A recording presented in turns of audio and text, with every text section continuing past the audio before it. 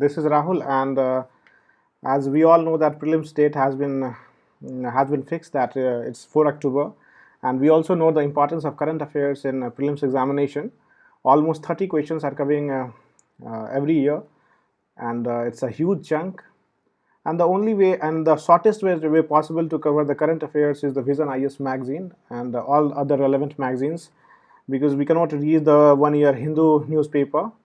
And that is why in this series we will be covering the past 12 months current affairs from the Vision IS. It will be discussed in details, and there is also a provision that we will be also discussing the MCQs from the Insight magazine. It has a good set of 150 to 200 questions for each month, and the pedagogy will be such that first we will discuss the current affairs magazine of that particular month, Vision IS we will be focusing on, and then the relevant questions from that Insight magazine will be discussed for the same month, and it will be done for the 12 months. 12 months का whole magazine discuss करेंगे हम, और वो prelims के लिए काफ़ी रहेगा for the current as far as current affairs section is concern. Okay, और ये जो डिस्कशन रहेगा it will be in bilingual रहेगा, in Hindi as well as in English. तो हम आज शुरू कर रहे हैं अगस्त की करंट अफेयर्स की magazine, and that too with economy sections आज हम शुरू करेंगे. तो हम देखते हैं इकोनॉमी की पहले इंडेक्स देखते हैं, what are the different index. So आज इकोनॉमी में हम डिस्कस करेंगे, पहला है इंडेक्स डायरेक्ट टैक्स कोड का, इन विच विल डिस्कस अबाउट कि डायरेक्ट टैक्स कोड क्या है, कि बहुत सारे जो डायरेक्ट टैक्स हैं, जीएसटी तो ले आया गया है इनडायरेक्ट टैक्स के लिए, कि all the different indirect tax जो है उसका मर्जर हो चुका है जीएसटी में. सो सिमिलरली टू हमारा जो बहुत आर्काइक लॉज है कि इनकम टैक्स एक्ट 1961 है, उस वही सब कुछ गवर्न करता है डायरेक्ट टैक्स से related. So to just to simplify the direct tax in the country, this direct tax code is brought in. Then दूसरा हम डिस्कस करेंगे जालन कमेटी रिपोर्ट. आरबीआई ने बिमल जालन कमेटी रिपोर्ट लाई थी for the economic capital framework के लिए. उसके बारे में डिटेल से जानेंगे हम कि क्या होता है इकोनॉमिक कैपिटल फ्रेमवर्क और क्यों लाया गया था ये. तीसरा बैंक मर्जर देखेंगे कि why different sectors of the different banks, मतलब 4-5 बैंक को मर्ज करके एक बैंक बनाया जा रहा है, क्या फ़ायदा है और क्या नुकसान है उसके. उसके बाद हम देखेंगे डेवलपमेंटल बैंक. ये डेवलपमेंटल बैंक क्या है, normally we all are aware about the commercial bank क्या होता है, बट डेवलपमेंटल बैंक है. Commercial bank short term loan देता है, developmental bank long term loan देता है. अभी हमारे कंट्री में क्या हो रहा है कि सो मच ऑफ एनपीएस बहुत ज़्यादा बढ़ गया है, and there is a financial crisis that is lurking, the ILFSC crisis और एनबीएफसी को अभी बहुत ज़्यादा प्रॉब्लम हो गया. That is why there is a need for developmental bank की बहुत ज़रूरत पड़ रही है हमें, इसीलिए इसका अभी न्यूज़ में आ रहा है. फिर slow down in the Indian economy, बहुत सारे इशू देखेंगे कि स्लो डाउन इंडियन इकोनॉमी में इतनी स्लो डाउन क्यों हुई है, और in general in automobile sectors हम देखेंगे कि क्या क्या पॉलिसी क्रंचेज हैं, और इंडियन इकोनॉमी में स्लो डाउन आने का क्या कारण है. कि स्लो डाउन मतलब कुछ नहीं होता है, slow down in the sense that demand में कमी आ जाना किसी भी चीज़ की. तो क्यों आ रही है, demonetisation, GST is one of the reasons.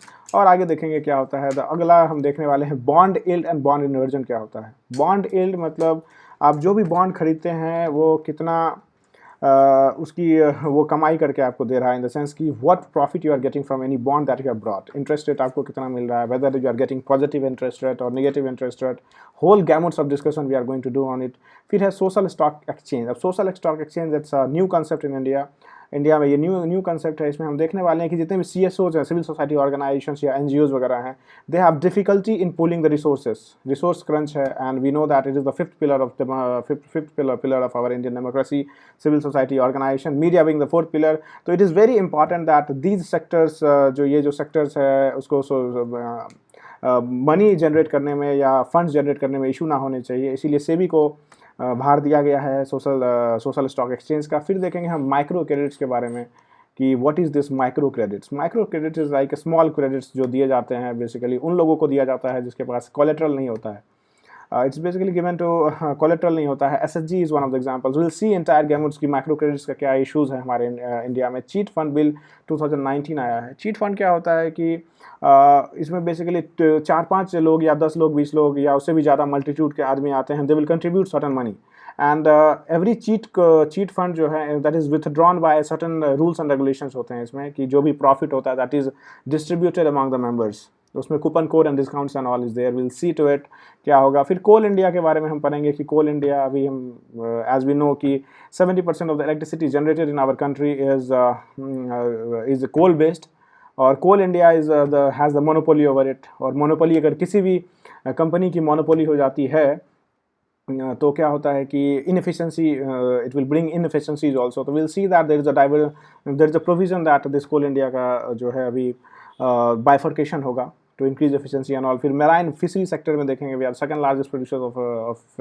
Fish in the world, and that's what we'll see about it, what are the constraints of this marine fishery sectors, and what the government has brought in different schemes and all to cater to the needs of this particular sector. Renewable hybrid energy system देखेंगे कि what is this renewable energy sector में पहले देखेंगे कि क्या inefficiencies आ रही है, क्या प्रॉब्लम्स आ रही है, उस प्रॉब्लम आने के कारण हम रिन्यूएबल हाइब्रिड एनर्जी की तरफ ज़्यादा से ज़्यादा मूवमेंट हो रहा है कि hybrid energy in the system की टू रिन्यूएबल एनर्जी को हम क्या कर रहे हैं, कंबाइन कर रहे हैं कि एक का अगर कंस्टेंट भी हुआ तो सेकेंड दूसरे रिन्यूएबल एनर्जी का जो है, जैसे विंड एनर्जी और बायोमास को हम जोड़ रहे हैं, तो वो उसके बारे में देखेंगे। फिर टूरिज्म इंडस्ट्रीज के बारे में देखेंगे कि टूरिज्म इंडस्ट्री क्या है, व्हाट आर इज कंस्ट्रेन, स्वदेश दर्शन स्कीम के बारे में देखेंगे, हृदय स्कीम के बारे में देखेंगे, और गवर्नमेंट की न्यू पॉलिसीज स्कीम्स के बारे में देखेंगे जो लाई गई है। फिर शुगर इंडस्ट्री इन इंडिया देखेंगे, we are the second largest producers after Brazil, जो है हम शुगर ज़्यादा प्रोड्यूस करते हैं। शुगर केन इंडस्ट्री के बारे में देखेंगे, एफआरपी जो होती है, फेयर एंड रेम्यूनरेटरी प्राइसेस जो होती है शुगर केन के लिए दिए जाते हैं, एंड और उसके बाद लास्टली है ये कंज्यूमर प्रोटेक्शन एक्ट 2019 का। It is one of the most important topic for prelims this year, क्योंकि ये एक्ट पास किया गया है और कंज्यूमर प्रोटेक्शन से रिलेटेड बहुत सारा चीज़ इसमें लाया गया है। इसकी विशेष इसकी पूरी डिटेल एनालिसिस करेंगे हम। तो ये 15 टॉपिक दिए हैं, and we'll see to it कि economy is the biggest section होता है, इसीलिए it will take time, but we'll try to discuss in detail. And if you have any issues regarding any of the topics, then you can please comment कर सकते हैं आप नीचे down the comment sections में। तो let's start with the formal discussion कि पहला news है डायरेक्ट टैक्स कोड का। हमने डिस्कस किया डायरेक्ट टैक्स कोड क्या होता है। अब देखते हैं क्या है कि recently the draft legislation of the new direct tax code was submitted by the task force headed by Akhilesh Ranjan to the government of India। अब यहाँ पे अखिलेश का Ranjan committee is an important committee. ये किस चीज़ से रिलेटेड था, that can be asked. It is related to direct tax code. अभी इसका ड्राफ्ट लेजिस्लेशन है, it's in the draft stage में, ये ड्राफ्ट स्टेज में है। दूसरा क्या मोर इन न्यूज़ क्या है, the direct tax code is an attempt by the government of India to simplify the direct tax laws in India. तो डायरेक्ट टैक्स इसीलिए लाया गया था डायरेक्ट टैक्स को और ज़्यादा सिंप्लीफाई करने के लिए। क्या है, it will revise, consolidate and simplify the structure of direct tax law in India into a single legislation. बहुत सारे लेजिस्लेशंस हैं, बहुत सारे टैक्स हैं, जिस तरह से जीएसटी एक सिंगल इनडायरेक्ट टैक्स लाया गया था। That is why we are also government is also on the verge to simplify this into a single legislation. When implemented it will replace कर देगा इनकम टैक्स एक्ट 1961 को and other direct tax legislation like wealth tax act 1957। So जब ये आ जाएगा, जब form में आ जाएगा या जब इंप्लीमेंट हो जाएगा, इट्स गोइंग टू किसको चेंज करेगा, इनडायरेक्ट इनकम टैक्स एक्ट 1961 को। टैक्स force was constituted by the government to frame. ये जो है अखिलेश रंजन कमेटी जो है, क्यों लाया गया था ये टैक्स कमेटी, क्यों लाया गया था कि draft legislation to proposed DTC in November 2017 review the existing income tax act, review करने के लिए लाया गया था। अब देखिए कि इसमें नीड देखेंगे कि अब तो अभी तक हमने देख लिया कि अखिलेश रंजन की टास्क फोर्स आई थी, इसको सिंप्लीफाई करने के लिए लाया गया था। आईटी एक्ट 1961 और वेल्थ टैक्स 1957 को ये रिप्लेस करेगी। अब इसकी नीड क्या है, why we need direct tax code की क्यों जरूरत है। इनकम टैक्स क्योंकि income tax act 1961 has over 700 sections and was drafted as per the nature of Indian economy in 1960 to mobilise resources from the tax payer directly. अब देखिए कोई भी tax code आता है, उसका क्या काम होता है, रेवेन्यू ज़्यादा से ज़्यादा जनरेट कर सके। और ये जब बनाया गया था 1960s के टाइम का एक्ट है, इन द सेंस कि उसके बाद बहुत सारे चेंजेस आए हमारे इकोनॉमी में, ग्लोबल इकोनॉमी में हम इंटीग्रेट कर चुके हैं। दैट इज़ 1991 का हमारा जो रिफॉर्म्स आया है। That is why we need a new direct tax code चाहिए हमें to oversee the changing demand of the economy, right? However, in 58 years there has been following development. क्या क्या changes आए हमारे इंडियन इकोनॉमी में। पहला changes तो ये आया है, changes in economy towards liberalization and privatization। बहुत ज़्यादा liberalize कर दिया गया। फिर privatization होता है कि the resources if the government का कम से कम resources and private players का ज़्यादा से ज़्यादा इकोनॉमी में वर्चस्व होना। Changes in global economy towards more integration and globalization। ज़्यादा से ज़्यादा कंट्री एक दूसरे से इंटीग्रेट कर रही है। ग्लोबलाइजेशन का एक एग्जांपल देता हूँ। ग्लोबलाइजेशन क्या होता है कि मान लीजिए आप एक व्हीकल बना रहे हैं, कार बना रहे हैं, तो कार की जो टायर होती है वो किसी और कंट्री में बनेगी, उसकी स्ट्रिंग किसी और कंट्री में बनेगी, and that whole tyre will be assembled somewhere else. तो एक प्रोडक्ट जो बनता है उसकी 6-7 कंट्रीज को का इन्वॉल्वमेंट होता है किसी एक प्रोडक्ट में. That is what it is, that is what we are saying, it's globalisation हो चुका है. तो पहला तो लिबरलाइजेशन प्राइवेटाइजेशन आ चुका है. दूसरा ग्लोबल इकोनॉमी में ज़्यादा इंटीग्रेशन एंड ग्लोबलाइजेशन हो चुका है. Change in mode of doing business, जैसे ई कॉमर्स हो गया है. पहले क्या था, रिटेल बिजनेस था, and more business is moving online in the form of e-commerce. That is why मतलब the direct tax code and the new legislation has to be brought. दूसरा और क्या है, चेंजेस इन द टेक्नोलॉजी देख लिए हैं which can leverage towards a better tax administration. और दूसरा देखा जाए तो ये चेंजेस इन टेक्नोलॉजी में भी बहुत सारे चेंज आ चुके हैं. तो इसीलिए ये डिमांड क्या हो रही है कि डायरेक्ट टैक्स कोड में चेंजेस लाने की ज़रूरत है. और क्या है कि इसमें की प्रोविजंस क्या है. Also the IT act has been amended various times which are made it complex and increased tax litigation बहुत बढ़ गया है क्योंकि कम्प्लेक्स नेचर हो गया. तो ये सब देख लिया, इंडियन इकोनॉमी ग्लोबल इकोनॉमी में integration as well as business करने का तरीका वगैरह भी चेंज हो चुका है. अगला देखेंगे की provision in the direct tax में क्या है. की provision rigidities of the tax bracket in the sense to widen them which can bring the significant relief in the middle and upper classes. अभी जो देखिए डायरेक्ट टैक्स का जो burden है, मेन बर्डन कौन उठा रहे हैं. Main burden is taken by the corporate sections of the corporates. जैसे कॉर्पोरेट टैक्स है वो बहुत ज़्यादा टैक्स होता है, and even the middle class income tax जो पेई हैं उनको देना पड़ता है. थोड़ा सिंप्लीफाई किया जाएगा, ए small corporate rate of 25% will apply to both large local as well as foreign companies that are present in India. अब देखिए कि एक सिंगल टैक्स करने की ज़्यादा से ज़्यादा जो कोशिश कर रहे हैं, तो इसीलिए एक छोटा एक कॉमन कॉर्पोरेट टैक्स लगाया जाएगा 24-5% का local as well as foreign companies को. अभी फॉरेन कंपनीज को अलग लगाया जा रहा है, उनके सब्सिडीज को अलग लगाया जा रहा है. तो there is so many ambiguities.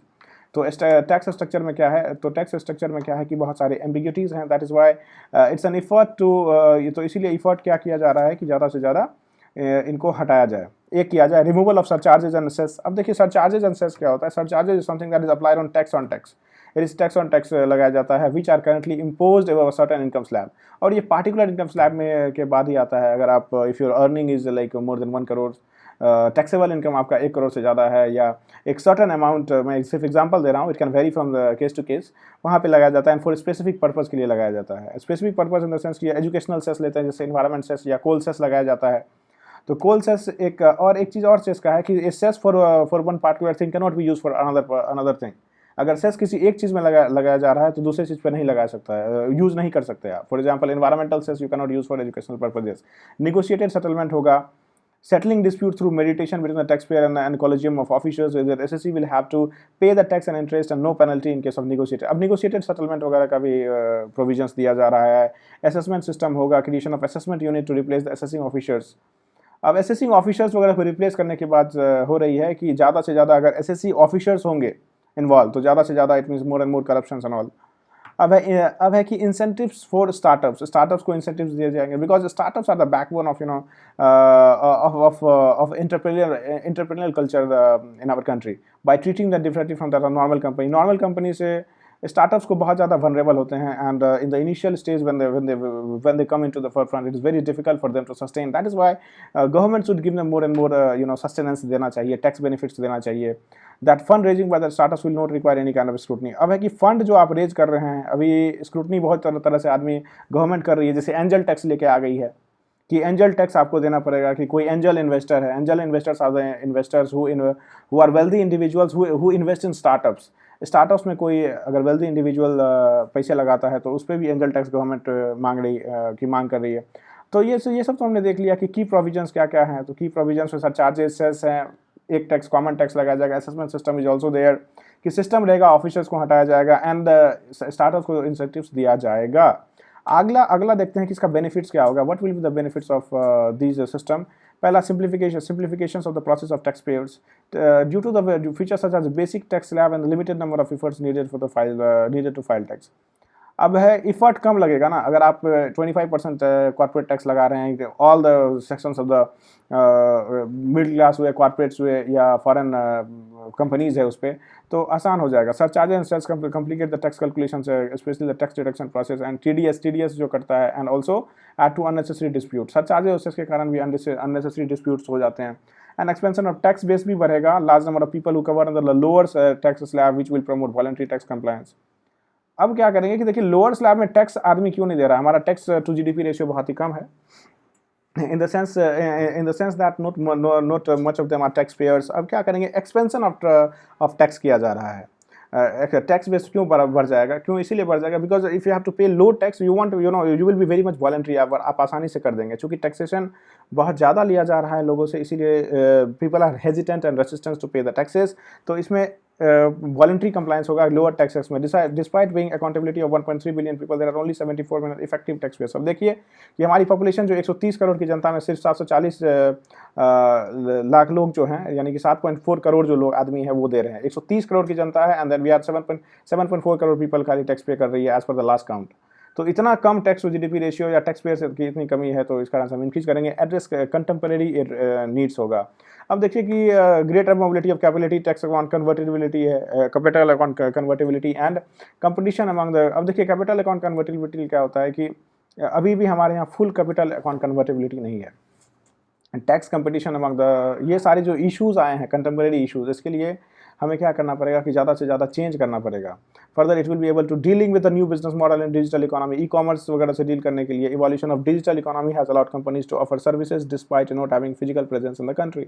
Despite not having physical presence in the country, मतलब they are able to provide services. तो we need certain things that can incorporate these things. अब IT Act 1961 में इतना पुराना बनाया गया था, उस टाइम ई कॉमर्स वगैरह का जो है, e commerce was not that much prevalent नहीं था, या बहुत कम प्रेजेंस है। तो एक नया सेक्टर जो हमारे इकोनॉमी में जुट गया है, that is e commerce sector and all, या ई सर्विसेज जो दिए जा रहे हैं। तो उसके लिए there has to be certain things that can incorporate it. Bringing objectivity in tax architecture में लाया जाएगा as per the draft propose principle taxation guide the future taxation proposal भी लाएगा। रिडक्शन इन मल प्रैक्टिसेज जो होते हैं, फिजिकल प्रेजेंस टैक्स पेयर का नहीं चाहिए, नहीं ई असेसमेंट होगा unless and until he is physically present। तो क्या होगा, करप्शन कम होगा, मल प्रैक्टिसेस कम होगी। There is a emphasis on reducing litigations and making the interface of department the tax payer anonymous to eliminate harassment and corruption. Anonymous assessment होगा। अगर आप कॉन्टैक्ट ही नहीं देने होंगे tax payers and tax payee as well as officials को, तो there will be limited, it will limit the corruption to huge extent. Boost saving and investment भी ये बूस्ट करेगा। Corporate tax regime will be rationalised which will create a predictability. अब ये भी corporate tax को आप रैशनलाइज कर दीजिएगा तो एक प्रिडिक्टेबल रहेगा। ऑल्सो पे स्पेसिफिक अटेंशन टू स्टार्टअप को एक स्पेशल अटेंशन दिए जा रहे हैं। जैसे हमने देखा कि स्टार्टअप्स की जो फंडिंग पैटर्न है उसमें कोई इशू नहीं की जाएगी। The capital gain tax regime, capital gains होता है कि अगर आप कैपिटल कोई चीज़ खरीदें उसमें गेन हो गया, जैसे आपने घर खरीदा आज 10 लाख रुपए में और 10 साल बाद उसकी वैल्यूएशन 1 करोड़ हो गई, तो there is a 90 lakh of capital gain, that's why you have to pay some money on that capital gain. तो कैपिटल गेन टैक्स रिजीम या मिनिमम अल्टरनेट टैक्स होता है, मिनिमम अल्टरनेटिव टैक्स होता है। मिनिमम अल्टरनेटिव टैक्स मैट लगाया जाता है। यानी कॉर्पोरेट टैक्स जो कंपनी बोलती है कि मैंने कुछ नहीं, पूरे हमारी रेवेन्यू जीरो है, तो those company has to complies to minimum alternative tax की, उनको भी मिनिमम टैक्स 18% और something they have to pay. Dividend distribution tax है कि कोई भी डिविडेंड आप किसी कंपनी में कमा रहे हैं तो उसके लिए आपको किसी शेयर्स में या आपको डिविडेंड मिला है तो उस पर टैक्स लगता है। Also been review to the tax board. तो हर एक तरह की टैक्सेशन की रिव्यू हो चुकी है। वे फॉरवर्ड में क्या बताया जा रहा है कि previous effort to develop alternative mechanism for settlement of tax dispute including the mediators has not been too much successful. अब मीडिएशन वगैरह का भी जो कंसेप्ट ला रहे हैं कि मीडिएट किया जाएगा और पेनल्टी नहीं लगाया जाएगा, तो they have not achieve the much success, right. तो अब है कि एनश्योर डीटीसी फॉलोइंग वे में there is a need for robust database होना चाहिए। प्रॉपर ट्रेनिंग करो टैक्स ऑफिशियल्स का, chartered accountant and professional impellent. Periodic release of the internal manuals which contain the revenue department interpretation of provisions. Further, there should be institutional mechanism होना चाहिए with participation of all stakeholders to periodically oversee the changing requirement. एक institutional mechanism होना चाहिए कि जो changing requirement को deal कर सकेगी। अब देखिए इसमें बॉक्स आइटम देखते हैं। This box are very much important और उसमें बहुत क्रस्क में सब कुछ दिया रहता है कि डायरेक्ट टैक्स जैसे क्या है, what is direct tax. These are the taxes directly paid to the government को डायरेक्टली पे किया जाता है by the tax payer, by the taxpayer. Under the direct tax system, the incidence and impact of taxation fall on the same entity. एक ही entity पे पड़ता है जो tax दे रहा है। For example, indirect tax में क्या होता है, what happens in indirect tax that the incidence and impact is on another person. For example, आप कोई भी बुक खरीदते हैं, कोई भी आप बुक खरीदते हैं तो आप दुकानदार के पास जाते हैं तो उस पर टैक्स लगता है, जीएसटी लगेगा उस किताब पे। तो वो जीएसटी का जो इम्पैक्ट है आप पे पड़ेगा मगर इंसिडेंस उस दुकानदार पे होगा। तो pay that is what is incidence and impact of direct tax का सेम पर्सन पे होता है, which can not be transfer to another and you can not transfer that to another person. और ये प्रोग्रेसिव इन नेचर होता है। It's a term as progressive tax in the sense that if your income will increase, अगर आपका income बढ़ता जाएगा तो क्या होगा कि आपका जो टैक्स भी है वो भी बढ़ता जाएगा, because proportionality of tax liability rises, individuals entity income increases. Example में अब डायरेक्ट टैक्स का एग्जाम्पल क्या क्या है, अब देखिए डायरेक्ट टैक्स में इनकम टैक्स आएगा, कॉर्पोरेट टैक्स आएगा जो कॉर्पोरेट को दिया जाता है, डिविडेंड डिस्ट्रीब्यूशन टैक्स आएगा जो आप डिविडेंड आपको मिलेगा किसी कंपनी का शेयर में, और कैपिटल गेन टैक्स है जैसे कि हमने डिस्कस किया, सिक्योरिटी ट्रांजैक्शन टैक्स देना पड़ता है अगर आप सिक्योरिटीज़ यानी कि कोई भी बॉन्ड खरीदते हैं या शेयर मार्केट में अगर आप पैसा इन्वेस्ट करते हैं यानी, तो अगर आप बेचते हैं, बेचने में भी आपको कुछ टैक्स देना पड़ता है, खरीदने में भी कुछ आपको टैक्स देना पड़ता है, that is what is known as security transaction tax. Then we have the system of direct taxation, CBDT देती है, central board of direct taxes, जो part of department of revenue ministry of finance के अंदर आती है। अब क्या है ट्रेंड्स क्या है डायरेक्ट टैक्स कलेक्शन का, कितना कलेक्ट हो रहा है नहीं हो रहा है। There has been a growth in of more than 80% number of return file. अभी रिटर्न फाइल में देखिए बहुत ज़्यादा इजाफा हुआ है, 80% का। In the last 4 financial year of direct tax to GDP rose by 5.98 in the financial year 2017-18, highest it has been 10 years. Further, the number of person filing income tax returns, अब देखिए इनकम टैक्स रिटर्न भी जो है increase हो गया 65% 14 से 18 के time में। Moreover the direct tax to GDP rose. अब ये है कि देखिए कम है direct tax to GDP, that is only 5.9% है, मगर ये इंक्रीजिंग ट्रेंड में जा रहा है। rose 5.98 in the financial year 2017-18, which is the highest in the last 10 years. अभी देखिए कि and it's an important data कि direct tax to GDP ratio जो है it is the highest in 10 years. This shows the improvement in the tax buoyancy in the country. अब देखिए tax buoyancy क्या होता है, इट्स इंपॉर्टेंट टर्म है tax buoyancy, यहाँ पे ध्यान रखिएगा, टैक्स बायंसी को आगे भी आएगा। तो टैक्स बायंसी मतलब टैक्स जो गवर्नमेंट को मिल रहा है उसकी सिग्निफिकेंस बढ़ चुकी है, मतलब वो बढ़ चुका है काफ़ी, tax to GDP ratio increase हो गया है, तो it has tax buoyancy has also increased.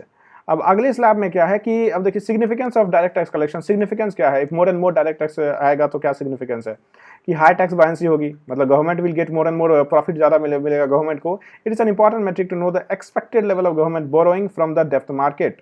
देखिए टैक्स बायंसी अगर ज़्यादा होगी तो it is obvious that government will borrow less from the डेप्थ मार्केट से कम लेगी, बैंक से भी कम पैसा लेगी, या इन द फॉर्म ऑफ बॉन्ड भी कम गवर्नमेंट बॉन्ड निकालेगी जिसे के थ्रू या टी बिल्स के through in case of state government. तो हायर टैक्स बायंसी है कि ज़्यादा होगा तो डेप्थ मार्केट से कम होगा। Higher tax buoyancy would mean that government would borrow less, कम पैसा लेगी, बोरो करेगी, कीपिंग इंटरेस्ट रेट लोअर। उससे क्या होगा कि अगर कम पैसा गवर्नमेंट को बोरो करना करेगा तो इंटरेस्ट रेट कम होगा, लोअर होगा, while giving room for corporates to borrow at lower rates. तो मनी ज़्यादा अवेलेबल रहेगा, अब किसी चीज़ की अवेलेबिलिटी ज़्यादा रहती है तो रेट मान लीजिए वो ईजिली अवेलेबल रहता है। अगर एक्सेस में कोई चीज़ रहता है तो इट इज ईजिली अवेलेबल। तो गवर्नमेंट अगर बैंक से कम बोरो करेगी तो that money will be left for the corporates, corporate वहाँ से पैसे ले सकते हैं, reducing the crowding out effect in the economy. उससे क्या होगा, क्राउडिंग आउट इफेक्ट जो होगा वो कम हो जाएगा। क्राउडिंग आउट इफेक्ट क्या होता है, अब देखिए crowding out, there are two terms, that is crowding out and crowding in. मान लिया क्राउडिंग आउट इफेक्ट कि अगर गवर्नमेंट मार्केट से सारा पैसा उठा लेती है तो there will be less money for the corporate sector, तो corporate sector will be crowded out. अगर नहीं उठाएगी तो क्या होगा, क्राउड इन हो जाएगा।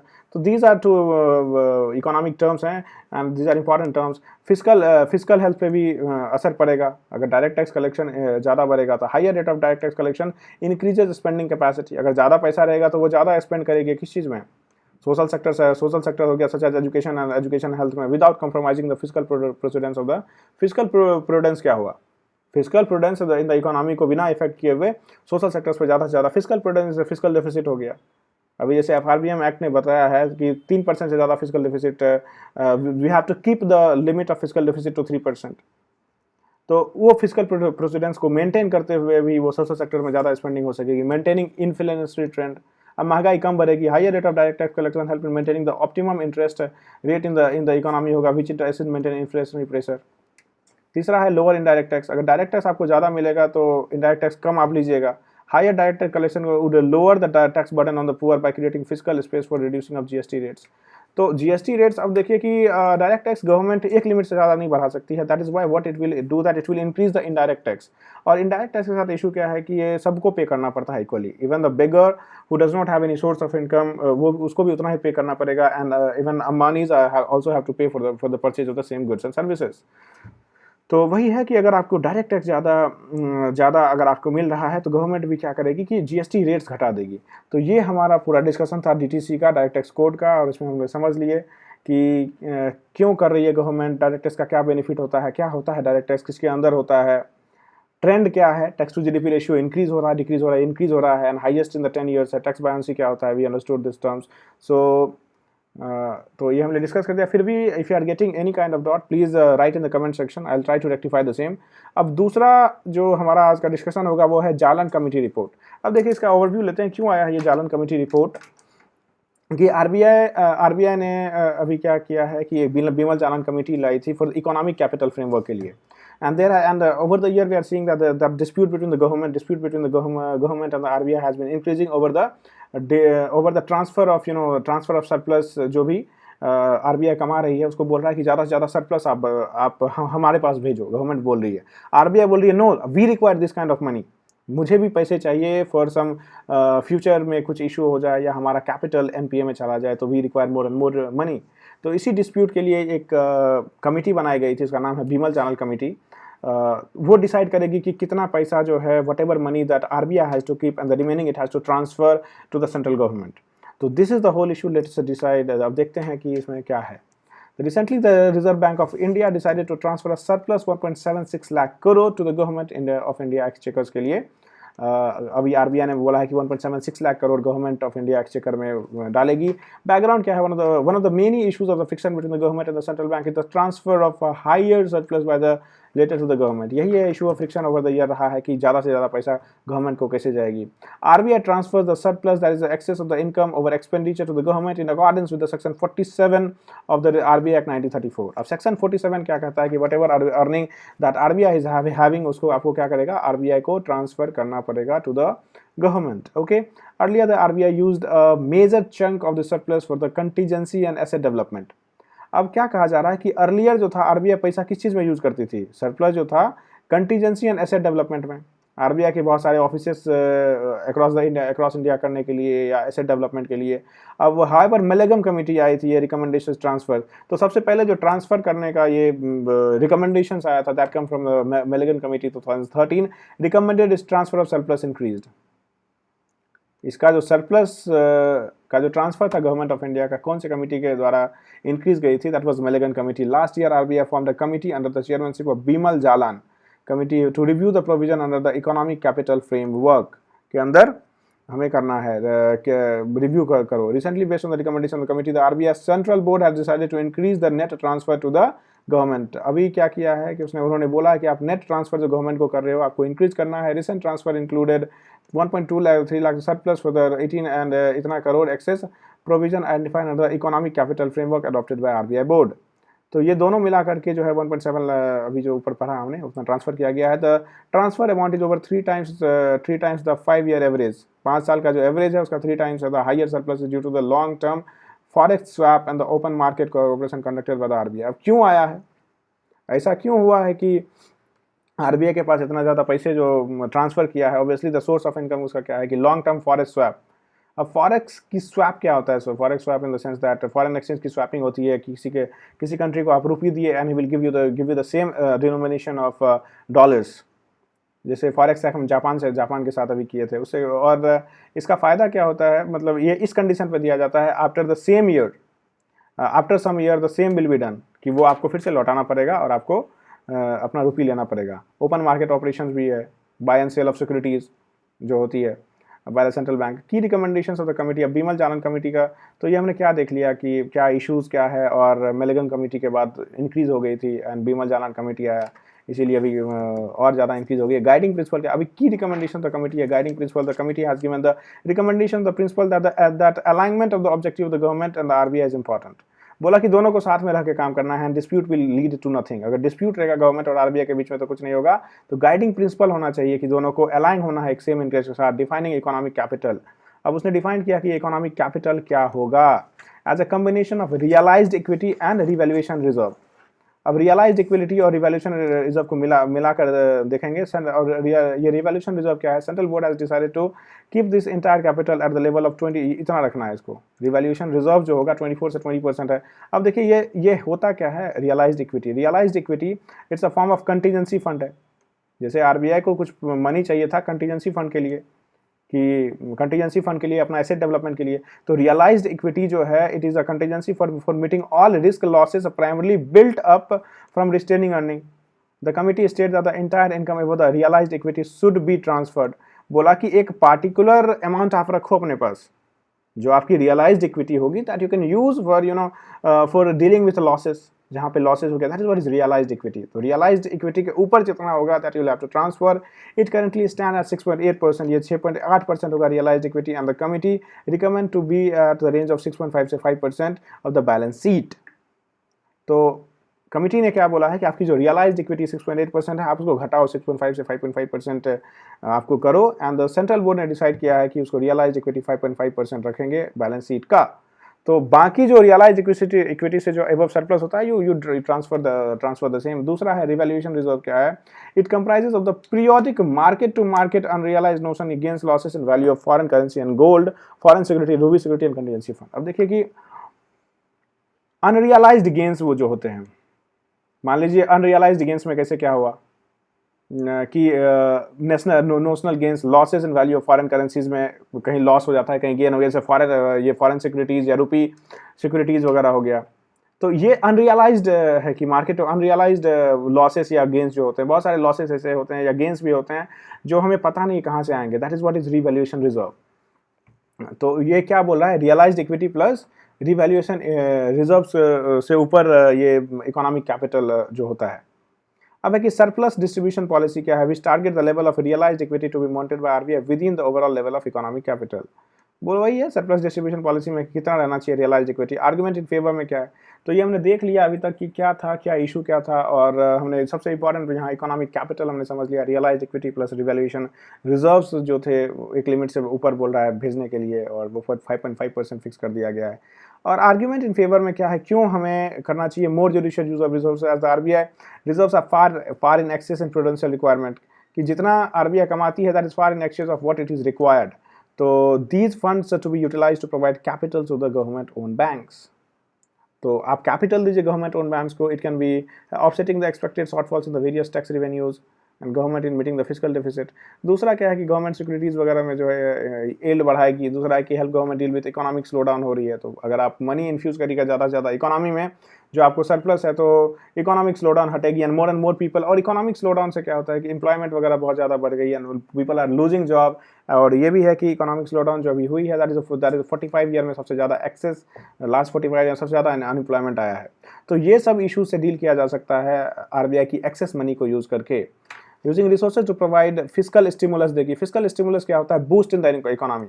देखिए अगर स्लो डाउन हो जाता है इकोनॉमी में तो गवर्नमेंट एक्सपेंडिचर बढ़ा देती है। गवर्नमेंट एक्सपेंडिचर बढ़ाएगी तो क्या होगा कि लोगों के पास पैसा होगा and then they will spend more and more. तो कंजम्पशन बढ़ जाएगी। कंजम्पशन बढ़ जाएगी तो फिर से इकोनॉमी ट्रैक पे आ जाएगी। कंजम्पशन बढ़ेगी तो ज़्यादा से ज़्यादा क्या होगा, डिमांड बढ़ेगी चीज़ों की। तो चीज़ों की डिमांड बढ़ेगी तो प्रोडक्शन बढ़ेगा एंड फिर more and more employment generation हो जाएगा। More and more employment generation होगा and the economy will come in track. तो इसीलिए बोलता है कि अगर एक्सेस पैसा जो आरबीआई के पास है, you should give it to the RBI so that it can you can just give it to the government and then it will provide some fiscal stimulate to the sagging economy, reducing of the balance sheet borrowing to meet the expected shortfall revenue. Many government decide on this issue. बहुत सारे government इस चीज़ में issue किया है। जैसे foreign examples लिया गया है कि in Japan the government decide to the quantum of surplus with the central bank transfer to, कितना क्वांटम ट्रांसफर करेगी। Strong position of the reserve bank का पोजीशन भी स्ट्रॉन्ग है, ओवरऑल 5th रैंक है, which had overall 5th rank is 26.8% of the balance sheet with respect to central borrowing of economic capital। अब देखिए कि वही है ना, विद सेंट्रल बैंक का इकोनॉमिक कैपिटल के रिस्पेक्ट में 20 इतना % था बैलेंस शीट के, तो इसका पोजीशन भी अच्छा है। आर्ग्यूमेंट इन अगेंस्ट क्या है, तो आर्ग्यूमेंट इन फेवर में था कि क्यों पैसा देना चाहिए, जुडिशियल यूटिलाइजेशन हो जाएगा, इकोनॉमिक स्लो डाउन से डिसाइड कर पाएंगे, बाकी कंट्रीज भी कर रही है, जापान का एग्जांपल ले लिया गया। अब आर्ग्यूमेंट अगेंस्ट क्या है, क्यों नहीं हमें करना चाहिए, buffer against externalities such as potential threat to the financial shocks and the need to ensure financial stability and provide confidence to the market. RBI का जो काम होता है वो उस काम करने में प्रॉब्लम आएगी उसको अगर पैसे कम रहेंगे उसके पास। क्रूशियल टुवर्ड्स ऑटोनॉमी है of the reserve bank which has been ensured only and maintain in large reserve so that it does not depend on government times तो और क्या बोला है ये क्रूशियल टुवर्ड्स ऑटोनॉमी। अगर आपके पास पैसा नहीं है तो you will be dependent on others. Similar is the case of RBI. तो आरबीआई भी क्या रहेगी, if it wants much money then it will come under the bank under the central government, and in times of financial distress it will have to ask central government for money and all. तो ये भी autonomy भी नहीं रह पाएगी, and already we are seeing that how the constitutional posts are being subverted by the government and all. So autonomy कम हो जाएगी इसकी। दूसरा है in the backdrop of the resignation of the last RBI governor, the move has been criticized by some experts as the lead to the erosion of autonomy। और ये भी हम देख रहे हैं कि autonomy जो है RBI की अपनी जो ऑटोनॉमी है, जो अपना खुद डिसीजन लेने की क्षमता जो है आरबीआई की कम हो गई है, and that can have issues, can create inflationary pressure जो इकोनॉमी के लिए लॉन्ग टर्म में इशू है। Government will follow some certain populist measure, follow करेगी, उसके लिए डिसीजन लेगी, मगर इकोनॉमी के लिए ये डेट्रीमेंटल है। We can see the case of Venezuela and all की कैसे पेरिस हो गई है वेनेजुएलियन इकोनॉमी, और हाइपर इन्फ्लेशन आ चुका है वहाँ पे कि लोग ट्रक भर के लिटरली पैसे लेके जा रहे हैं, एंड और क्या हो रहा है कि उनको इशू हो रहा है, ट्रक भर के पैसे ले जा रहे हैं, they don't have they are not able to purchase things. तो इसी हो गया in the economy which immediately increase the government spending if it is done in a proper manner. Way forward में क्या है, in future it should be endeavour of both the government and the reserve bank to ensure that both risk management and need. तो ये दोनों का काम है reserve bank और एक अलाइनेशन में काम करना चाहिए और डिसाइड करना चाहिए कि कैसे इकोनॉमी को बैलेंस में रखना है। So that is it for guys today, and in the next video lectures में हम देखेंगे आगे।